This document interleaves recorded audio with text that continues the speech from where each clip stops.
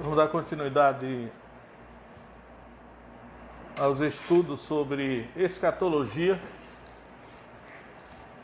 E hoje eu quero falar sobre as duas testemunhas. Deixa eu tirar esse relógio tá aqui. E esse assunto das duas testemunhas está registrado no capítulo 11 de Apocalipse. Então vou ler alguns versículos aqui de Apocalipse para que nós possamos entender hoje quem são essas duas testemunhas. Apocalipse capítulo 11, eu vou ler a partir do verso 3 inicialmente. Diz assim: E darei autoridade às minhas duas testemunhas, e profetizarão por 1260 dias, vestidas de saco. Estas são as duas oliveiras e os dois castiçais, que estão diante do Deus da terra. E se alguém lhes quiser fazer mal, fogo sairá da sua boca e devorará os seus inimigos. E se alguém lhes quiser fazer mal, importa que assim seja morto. Estes têm poder ou autoridade para fechar o céu, para que não chova nos dias da sua profecia. E têm autoridade sobre as águas para convertê-las em sangue, e para ferir a terra com toda sorte de pragas, todas quantas vezes quiserem. Eu vou parar inicialmente aí, e vamos comentar aqui a respeito qual é a identidade dessas duas testemunhas.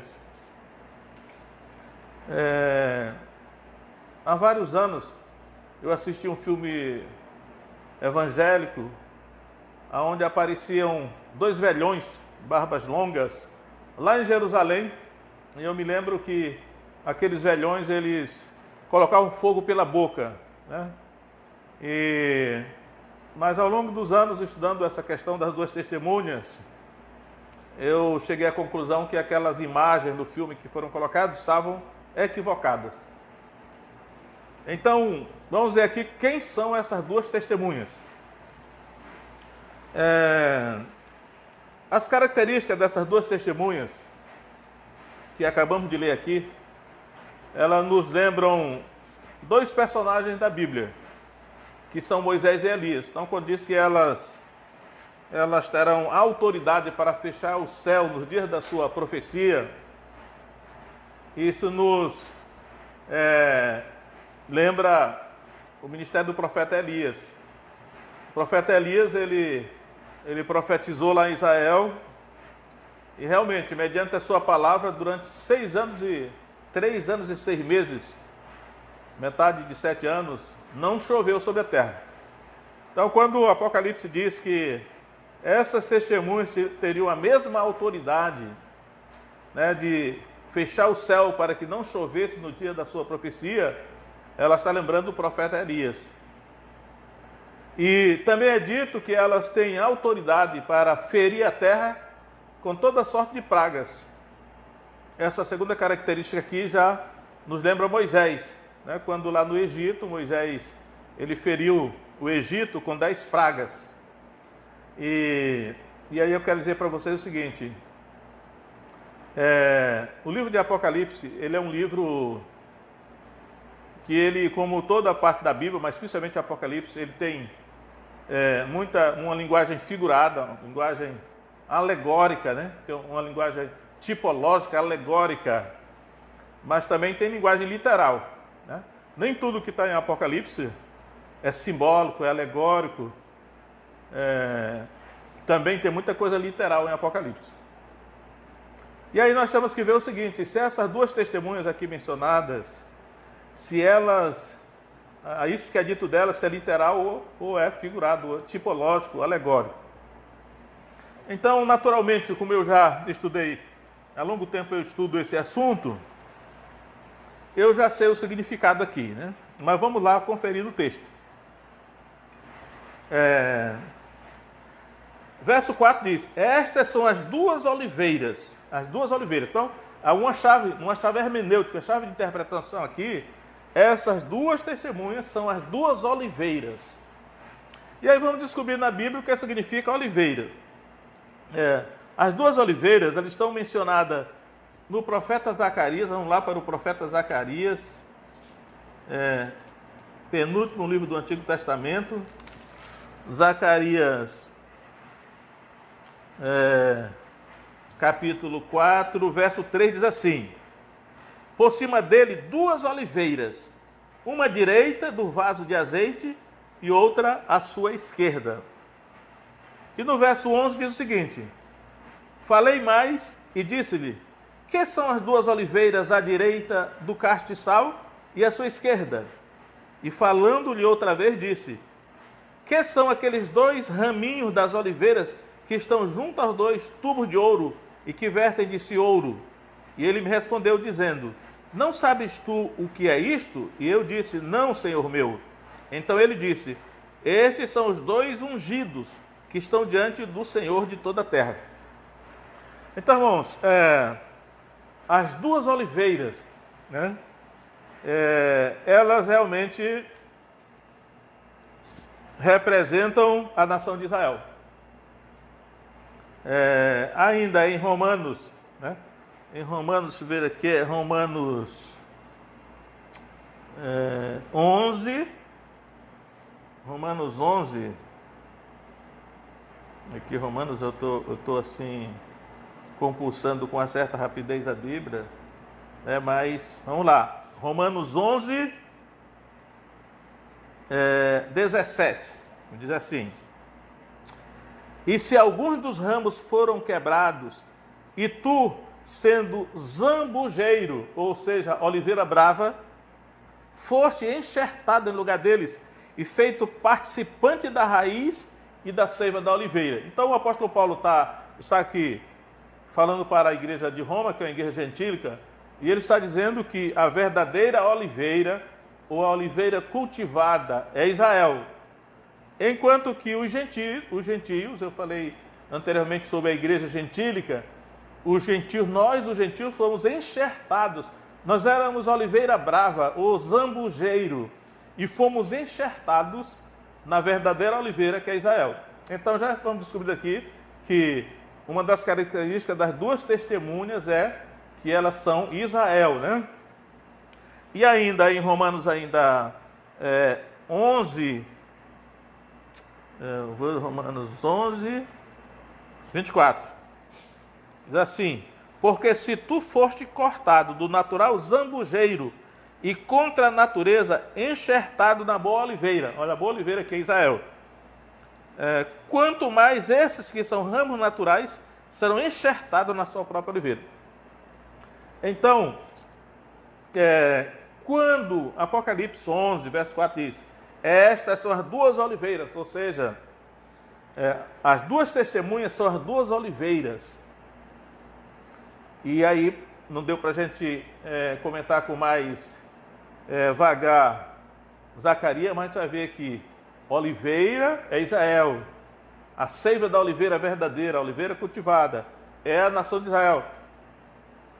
Naturalmente, esse Israel que eu falo aqui é um Israel que tem o Espírito Santo, né, na sua vida, porque o azeite de oliva, a seiva da oliveira, simboliza o Espírito Santo na linguagem espiritual. Então, o Israel que tem aliança com Deus, o Israel em que o Espírito Santo habita, esse aqui é a oliveira. Então, seguindo aquela ideia que eu já ensinei antes, de que a história da guerra gentílica termina no capítulo 6, ou 7 e 7 de Apocalipse, daí para frente nós vamos estar lidando com a igreja judaica. Então vemos aqui que essas duas testemunhas são Israel.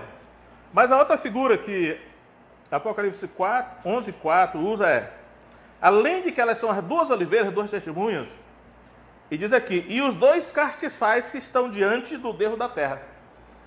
Quando nós lemos lá Zacarias capítulo 4, nós vamos ver que aquelas duas oliveiras, elas estavam junto do castiçal.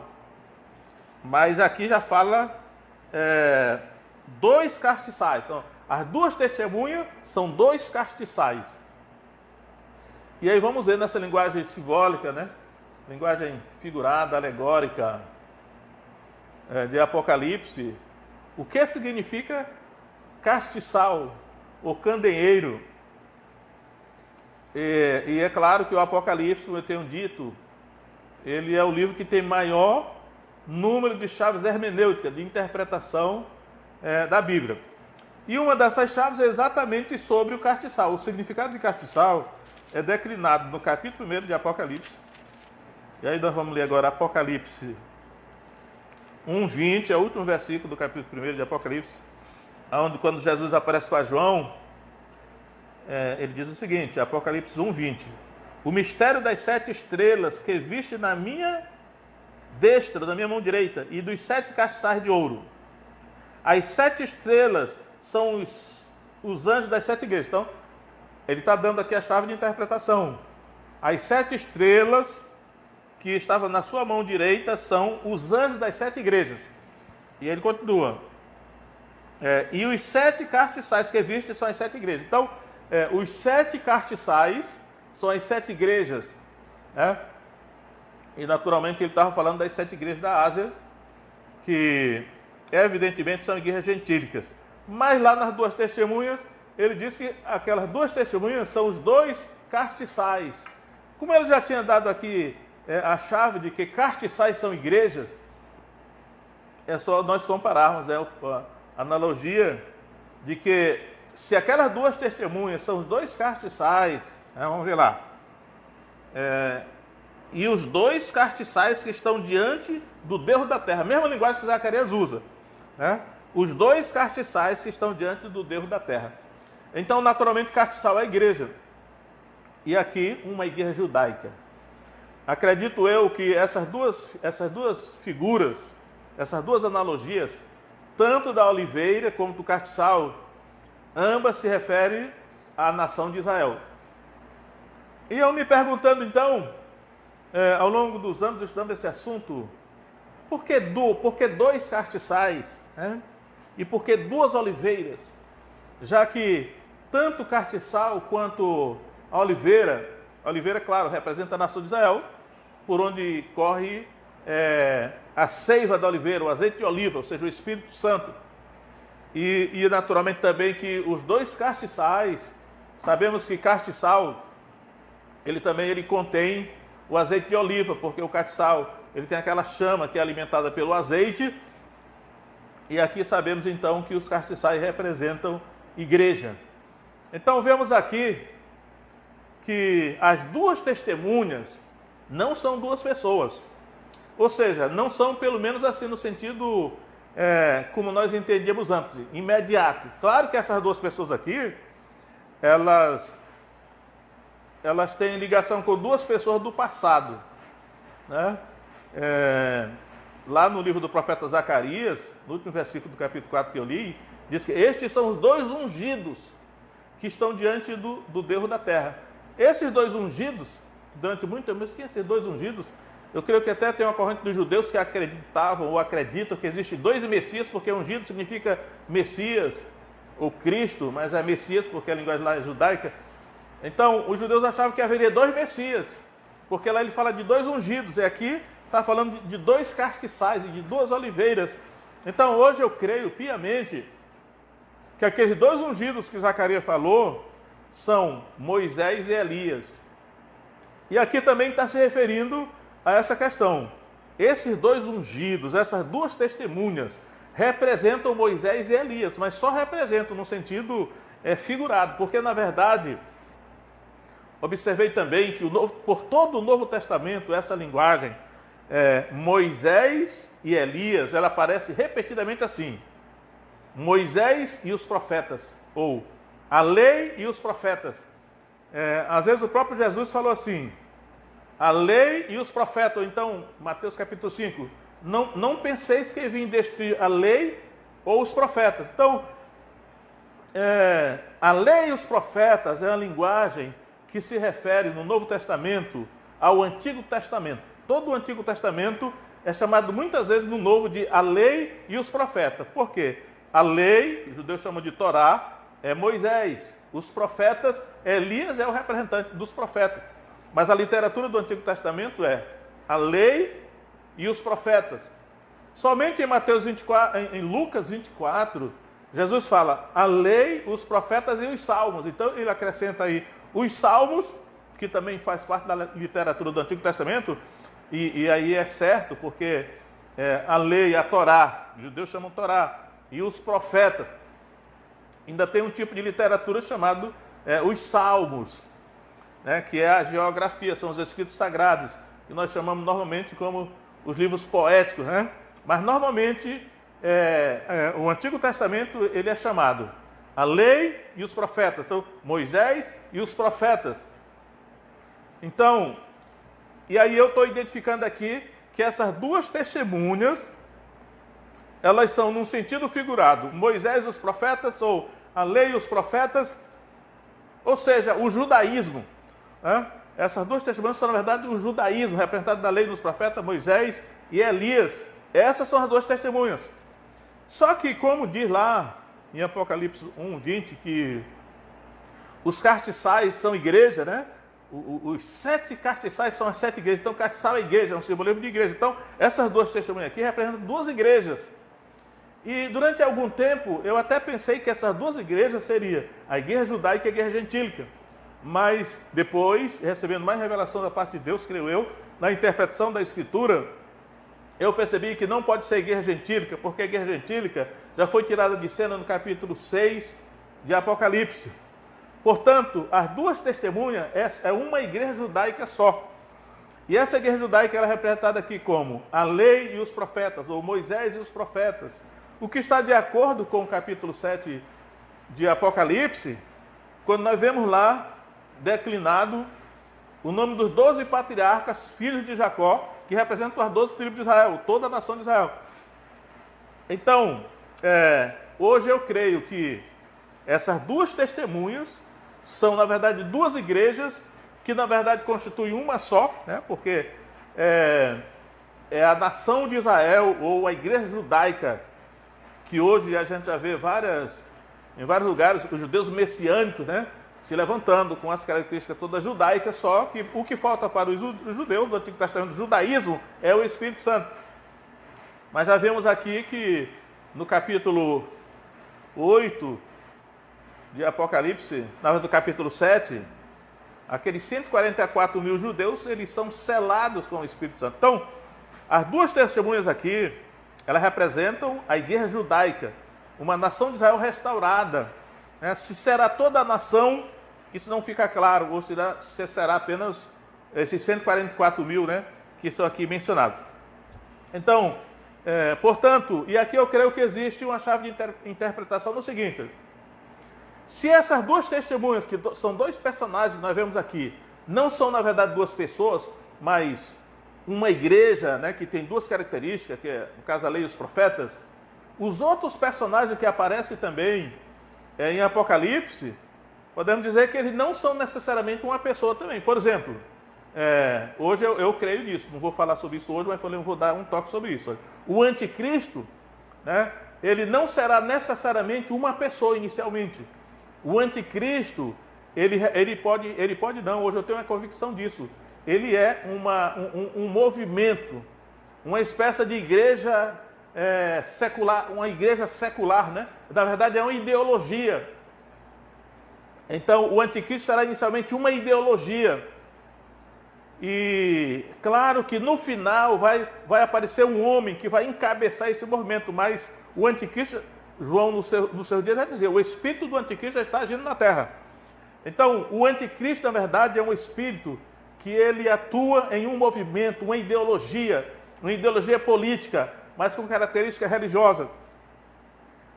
E no final aparecerá um homem que encabeçará esse movimento. A outra pessoa que nós temos que raciocinar desse jeito é o falso profeta. O falso profeta inicialmente não será um homem, ele será um movimento.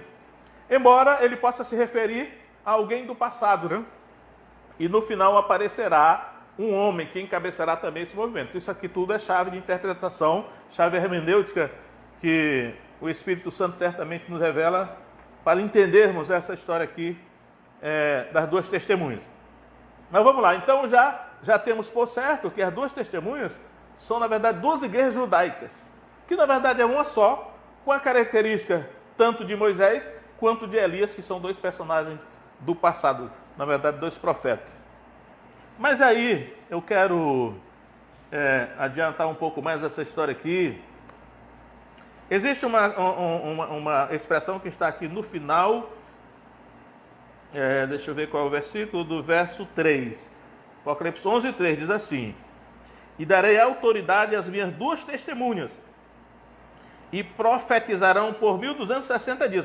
1260 dias é 3 anos e meio. Esses 3 anos e meio, eles se referem, na verdade, à profecia das 70 semanas de Daniel. Daniel 9:24 começa o anjo a falar a respeito da profecia das 70 semanas. E a última semana, né, os 7 anos, se apresenta a última semana, a metade dos 7 anos, ele está referido muitas vezes em Apocalipse assim: 1260 dias, 42 meses, tempos e metade de um tempo. E aqui, no verso 2, termina dizendo assim, no verso Apocalipse 11, 2: pisarão a cidade santa por 42 meses. Né? E o verso 3 diz: darei autoridade às minhas duas testemunhas, que profetizarão por 1260 dias. Ou seja, 3 anos e meio. Então, creio eu que isso ainda não aconteceu. Eu acredito que está perto de acontecer. Mas essa igreja judaica, que será selada pelo Espírito Santo, ela terá uma atuação de 3 anos e meio. Ou seja, a metade dos 7 anos que são referidos, creio eu, em Daniel capítulo 9. Mas o verso 3 termina dizendo o seguinte: vestidas de saco. Elas profetizarão durante 3 meses e meio, vestidas de saco. Eu acredito que até que algumas traduções têm vestidas de pano de saco. Eu fiquei me perguntando, como assim? Por que essa igreja judaica, ela profetizará, terá o seu ministério durante 3 anos e meio, vestida de pano de saco? Fui examinar o Antigo Testamento. Essa expressão aí, vestido de pano de saco, ela aparece algumas vezes no Antigo Testamento. Então, primeira escritura que eu quero mencionar, primeiro livro de Reis 21, 27. Vamos lá. Primeiro livro de Reis 21, 27. Quando o rei Acabe, que tinha praticado uma série de impiedades e pecados diante de Deus, Deus mandou uma mensagem por meio do profeta Elias, contundente, uma ameaça de castigo sobre Acabe. Olha o que então é dito aqui. Primeiro livro dos Reis, capítulo 21, verso 27. Sucedeu, pois, que Acabe, ouvindo estas palavras, rasgou as suas vestes e jejuou, e dormia em cima de sacos e andava mansamente. Então, essa atitude do rei Acabe, que me parece uma atitude de humilhação, ou de auto-humilhação, de contrição, é o mesmo espírito que ficou com medo do castigo que Deus ameaçou mandar sobre ele. Então, já que as duas testemunhas lá de Apocalipse, que são a igreja judaica, elas exercerão o seu ministério vestidas de saco, pano de saco, esse espírito de contrição, de quebrantamento, de auto-humilhação, é o espírito que está sobre elas. Aqui no caso, por exemplo, do rei Acabe, de Reis 21, ainda no verso 29, diz assim, no verso 28, então viu a palavra do Senhor a Elias, o tisbita, dizendo: não viste que Acabe se humilha perante mim? Ou seja, Acabe estava se humilhando diante de Deus. Porquanto, pois, se humilha perante mim, não trarei este mal nos seus dias, mas nos dias de seu filho trarei este mal sobre a sua casa. Então, esse é o espírito, né? Com que as duas testemunhas profetizarão, exercerão seu ministério nos seus dias. O outro texto que eu quero me referir aqui, Esther, livro de Esther, o último o livro antes dos livros poéticos, Esther, Esdras, Neemias e Esther, né? Capítulo 4.